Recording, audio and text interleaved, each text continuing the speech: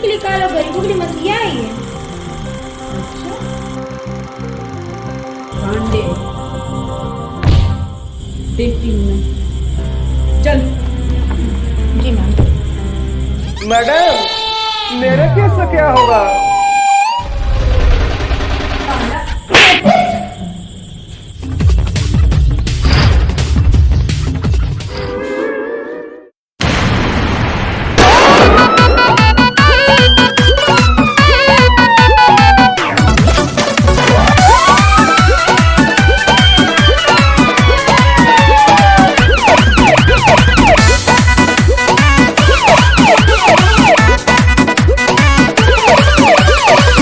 भोजपुरिया डरिला खाली पाप से, साँच खाती लड़ जाई केहू के बाप से।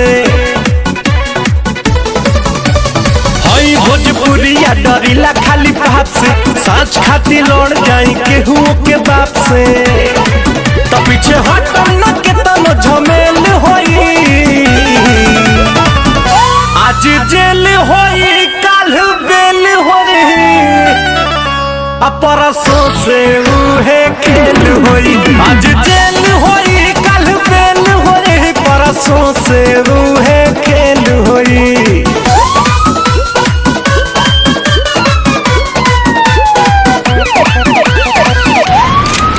हथियार तो खाली शौक खातिर रखीला बाबू, खौफ खातिर नमवा काफी बा।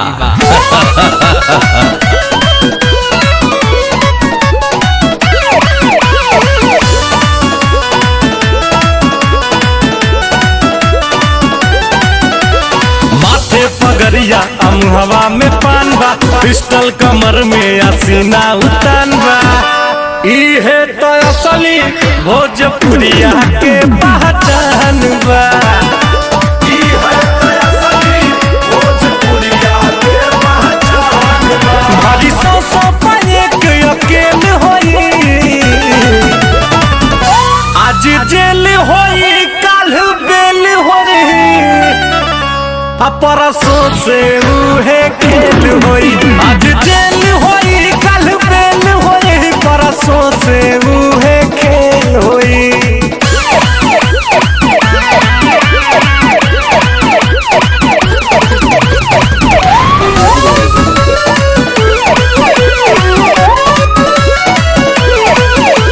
पाका हई हम अपना जुबान के, ले हम जान बात आई जान पे। करिले न सहीले माटी के अपमान के, करिले न सहीले माटी के अपमान के। हर दे हम जे माथा फेल होई, आज जेल होई काल बेल होई, परसों से उहे खेल होई।